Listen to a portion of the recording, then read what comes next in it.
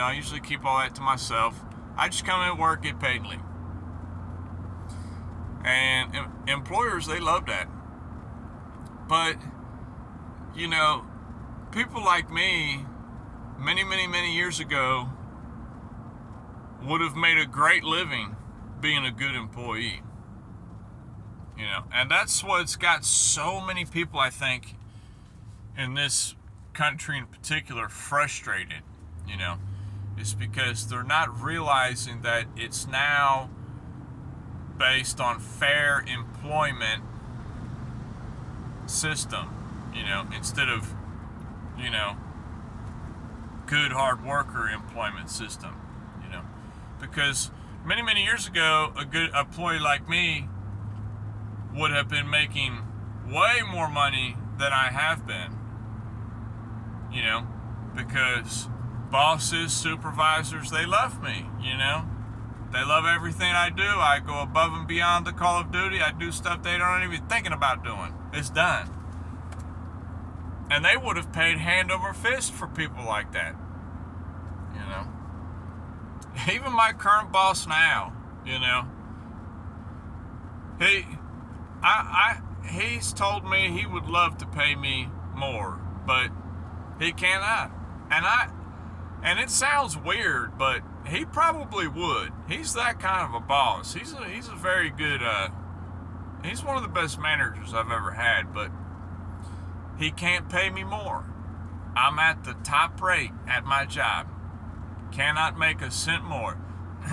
If he was to raise my pay, if he wanted to raise my pay, it's got to go through the corporate office. And corporate, they would have none of it, because my job position title calls for this amount. He would want to make a new position for me. They wouldn't allow it. You have to have you can only have so many of this position, so many of that position. That's it. Being a manager at a local location for a larger company, it can probably be a little bit frustrating sometimes, because you feel like your hands are tied. You want to do things, and you can do some small things, but a lot of things, it's really out of your hands. You're just a custodian for the larger company. Everything has to go through them. But I'm going off on a rant here. I apologize. Anywho, about the trade. The daily trade. It's a daily trade. That's it. I'm holding it. We'll wait and see. I'm already looking into other things. What else am I going to get into? What am I looking at? But for now, I've put my piece on it. I have my mental stop on it. I'll check every day. That's it. Every day I'll check on it. I looked at it today. I might look at it tonight. That's it. And I'll probably check it tomorrow. If I can get done what I need to get done today, maybe I'll play around a little bit on the charts tonight. But that's all I got. Just focus on what time frame you're playing. If you're playing the hourly time frame and the hourly made its move, pay yourself and wait for the hourly to reset. If you're playing the daily time frame, why are you getting in and out? You're playing a daily move. Leave it alone. Forget about it. Freedom. We want freedom. That number 2 reason I got into trading, freedom. I want to work for a few hours, focus on some high quality, high time frame trades, ladder up, leave it alone, check back every day. That's it. I don't want to be sitting there glued to the computer trying to scalp, I found myself spending hours and hours in front of that computer focusing on the charts, and I love doing it. I still like doing it, but that's not the ultimate end goal. The ultimate goal is to not be glued to a screen. The ultimate goal is to be free.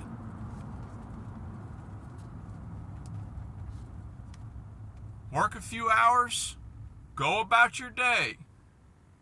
Periodically check in on it. Set yourself up some alerts to your phone or something. Anything, but just freedom. So we getting at it. We working at it. I can't believe I forgot my keys to the storage. But, oh well. I'm just, only take me a minute to get back. Run back here, get the keys, and then run back up there. Maybe we'll pick up the kiddos something to eat, being it's Saturday and all. But this is a little bit longer video, talking about a lot of things, and there's a lot going on in my personal life at the moment. There might be a big move coming. Not that it's going to affect the channel any, but y'all might have a different scenery, for a change. I'm going somewhere a little bit different for a job opportunity. I know, getting a job. Why are you going to go get a job? You don't want to work for somebody. You want to work for yourself. You want to be a trader. Of course I do, but I've got children that need food in their belly. So I need to make the easy money now and then work on learning how to make this hard money at trading. Anybody who says trading is easy, I'm telling you, they are just blessed by the gods. And they've just been fortunate to have all these stars and all these mental processes align in their mind. But it takes a lot of work, a lot of patience, a lot of waiting. This trade I just took last night, it could be invalidated tomorrow. If it's not invalidated in the next week, then we'll check back in a month. It has a high probability of hitting the target, because something can only go up or down for so long. Eventually,